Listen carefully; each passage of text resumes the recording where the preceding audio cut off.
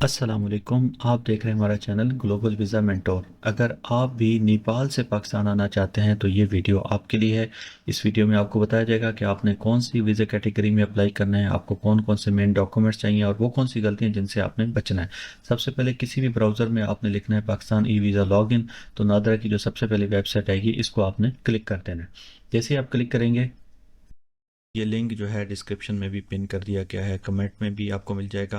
तो सबसे पहले मैं आपको अपने चैनल के बारे में बताता जाऊँ कि मेरा चैनल है ग्लोबल वीज़ा मेंटोर। इसके ऊपर आपको दुनिया भर के वीज़ाज़ कैसे प्रोसेस होते हैं, इनके फॉर्म कैसे फिल किए जाते हैं, ये आपको सब इस चैनल पर बताया जाएगा। तो आप मेरे इस चैनल को ज़रूर सब्सक्राइब करें। फेसबुक, टिकटॉक वगैरह पर भी ये चैनल मौजूद है, आप वहाँ से जाके भी इसको फॉलो कर सकते हैं। खैर, हम बढ़ते हैं अपने टॉपिक की तरफ। तो आपने सबसे पहले, अगर आपका अकाउंट नहीं बना तो आपने अपना अकाउंट बना लेना है, फिर ईमेल और पासवर्ड और सिक्योरिटी कैप्चा देके इसको लॉगिन कर लेना है। ये गूगल अथेंटिकेटर ऐप आपने प्ले स्टोर से इंस्टॉल कर लेनी है। ये आपसे आपकी ईमेल से एक कोड जनरेट करता है। ये कोड आपने गूगल अथेंटिकेटर ऐप से जनरेट करके वेरीफाई पर क्लिक कर देना है। जैसे आप वेरीफाई करेंगे तो टर्म्स एंड कंडीशन का पेज आ जाएगा, आपने इसको एक्सेप्ट एंड कंटिन्यू करना है। ठीक है, तो नेक्स्ट ये पाकिस्तान वीज़ा की वेबसाइट खुल गई। तो यहाँ पर आप देखें जो आपके अकाउंट से वीज़ा अब तक अप्लाई हो चुके हैं उनकी डिटेल आ रही है। अल्हम्दुलिल्लाह हमारी टीम ने अब तक 46 पाकिस्तान के वीज़ा जो हैं वो ग्रांट करवाए हैं। कुछ वीज़ाज़ रिजेक्ट भी हुए हैं, कुछ इन प्रोसेस में हैं। तो ये सारी डिटेल यहाँ पर आ रही होती है। यहाँ पर आपने ट्रैकिंग आईडी डालकर उसको देख लेना है। तो पहले हम आगे बढ़ने से पहले मैं आपको बताता चलूँ कि यहाँ पर एक कॉन्टैक्ट अस का टैब है। जब जैसे ही आप इसको क्लिक करेंगे तो यहाँ से एक और विंडो आपके सामने ओपन होगी। यहाँ पर आप देखें पाकिस्तान जितने भी वीज़ाज़ की कैटेगरी आपको दे रहा है वो सारे यहाँ पर शो हो जाते हैं। आप इनको क्लिक करके इनकी डिटेल दे सकते हैं, एग्ज़िट परमिट, और यहाँ तक कि आप जो ये वीज़ा अप्लाई कर रहे हैं इसकी फ़ीस भी आप खुद कैलकुलेट कर सकते हैं। आपको किसी एजेंट को पैसे देने की ज़रूरत नहीं है। यहाँ पर आप जाके वीज़ा कैटेगरी सेलेक्ट करें, फैमिली विजिट, वीज़ा सब कैटेगरी सेलेक्ट करें, एंट्री टाइप आप सेलेक्ट करें और एप्लीकेशन टाइप आप यहाँ पे एंट्री रख लें। और आप जिस कंट्री से हैं, अभी हम यहाँ पर फॉर एग्जांपल इटली का सेट कर लेते हैं और कैलकुलेट फ़ीस कर लेते हैं। तो ये देखें $52 जो है ना तकरीबन फ़ीस आ रही है। ये फ़ीस इसलिए ज़्यादा है कि हमने जो है इसको मल्टीपल एंट्री कर दी। अगर हम इसको सिंगल एंट्री करेंगे तो ये फ़ीस और कम हो जाएगी, $35 हो जाएगी। तो खैर, यहाँ से आप अपने वीज़े को भी वेरीफाई कर सकते हैं। तो हम बढ़ते हैं अपने मेन टॉपिक की तरफ। सबसे पहले आपने न्यू एप्लीकेशन पर क्लिक करना है और उसके बाद आपने पाकिस्तान वीज़ा को क्लिक करना है। क्योंकि आप एग्ज़िट परमिट अप्लाई नहीं कर रहे तो पाकिस्तान वीज़ा को आप यहाँ से क्लिक करेंगे। तो इसके बाद नीचे आपसे वो आपकी नेशनलिटी पूछ रहा है। चूँकि हम नेपाल से अप्लाई कर रहे हैं तो हम यहाँ से नेपाल इसको सेलेक्ट कर लेंगे। इसके बाद नीचे ये पूछ रहा है कि आपने पहले कोई एप्लीकेशन तो नहीं जमा कराई, तो हम इसको नो कर देंगे और स्टार्ट एप्लीकेशन पर क्लिक कर देंगे। तो जैसे ही हम स्टार्ट एप्लीकेशन करेंगे तो हमारे पास एप्लीकेशन इन्फॉर्मेशन का पेज खुल जाएगा। यहाँ से आपने अपनी फैमिली विजिट की वीज़ा कैटेगरी सेलेक्ट करनी है, सब कैटेगरी भी फैमिली विजिट ही सेलेक्ट करनी है, और एप्लीकेशन टाइप आपने एंट्री या एक्सटेंशन, तो हम एंट्री को सेलेक्ट करेंगे। इसके बाद सिंगल एंट्री आप इसको कर दें। विजिट का पर्पस पूछ रहा है, आपने फैमिली विजिट कर देना है। उसके बाद नीचे आप देखें तो ये फिर आपसे आपकी नेशनलिटी यानी अपने नेपाल इसको सेलेक्ट करना है।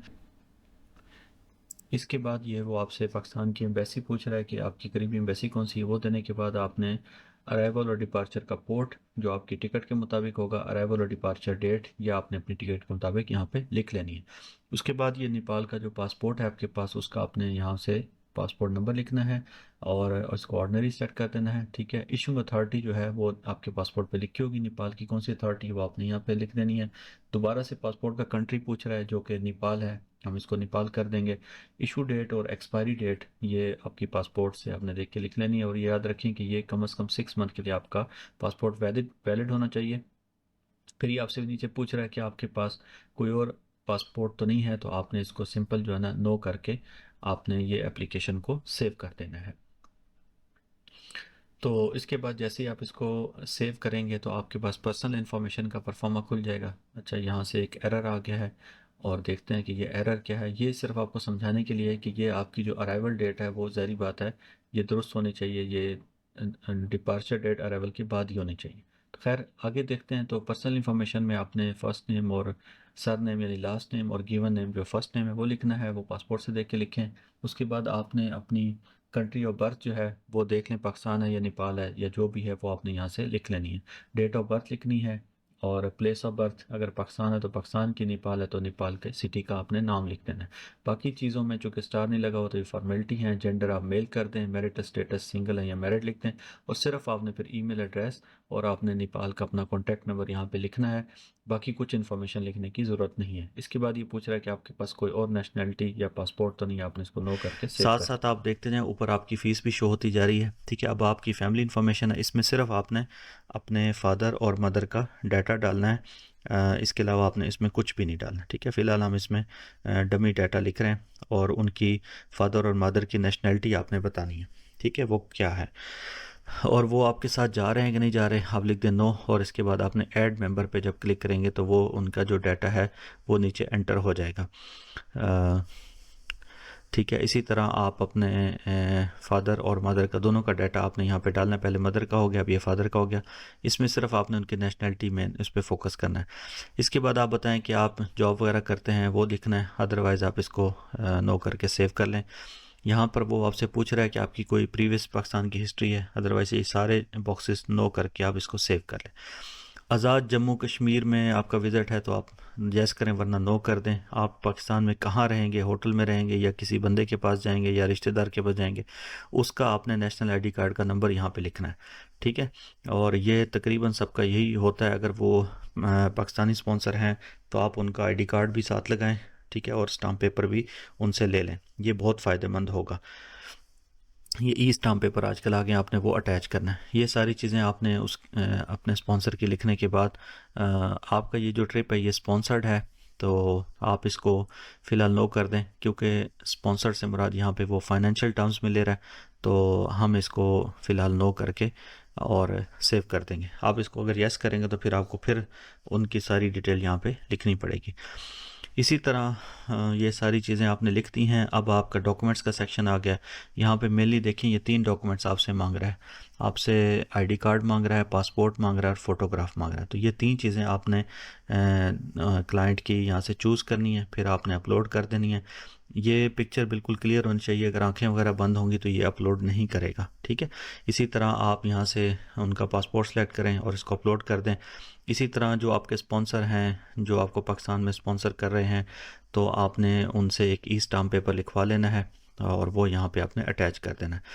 क्लाइंट का आईडी कार्ड भी लगेगा, क्लाइंट का पासपोर्ट भी लगेगा, उसकी पिक्चर भी लगेगी। ठीक है, ये सारी चीज़ें आपने यहाँ से अपलोड कर देनी है। ये मैंने इटली का डमी जो है ना रेजिडेंस कार्ड भी लगा दिया, पाकिस्तानी स्पॉन्सर का आईडी कार्ड भी लगा दिया है। ठीक है, ये सारी चीज़ें लगाने के बाद ये देखें, ये स्टाम्प पेपर भी लगा दिया, एक डमी स्टाम्प पेपर लगा दिया।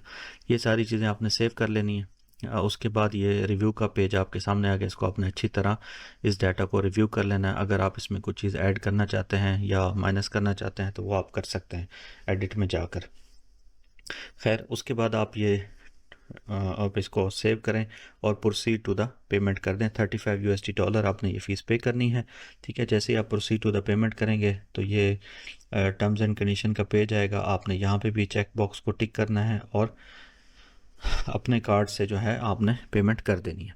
ठीक है, जैसे ही आप ये पेमेंट करेंगे तो आपके ईमेल एड्रेस पे ये वेरिफिकेशन आ जाएगी, जहाँ पे आपका नाम लिखा होगा और आपको एप्लीकेशन ट्रैकिंग आईडी वहाँ पे नज़र आ रहा होगा। तो ये आपके पास प्रूफ है कि आपकी एप्लीकेशन जो है ना वो जमा हो चुकी है।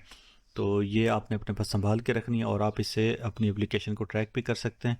और यहाँ पर मैं आपको बताता चलूँ कि ये जो आप वेबसाइट पे देख रहे हैं ना एग्जिस्टिंग एप्लीकेशन, तो यहाँ पर आपको इन प्रोसेस और रिजेक्टेड और ग्रांटेड ये सारी डिटेल आपके अकाउंट की आ रही होगी। तो यहाँ से आप उसको बाद में ट्रैक भी कर सकते हैं। और मैं ये आपको दिखाता चलूँ कि ये वीज़ा ग्रांट नोटिस है जो आफ्टर 2 वीक्स के बाद अगर आप एम्बेसी भी विज़िट कर लें तो ये आपको वीज़ा इंशाल्लाह ग्रांट हो जाएगा। यहाँ पे सारी डिटेल लिखी हुई है कि आपने कौन सा वीज़ा अप्लाई किया, कितने दिन के लिए वैलिड है, ये सारी चीज़ें आपको इसमें नज़र आ जाएंगी।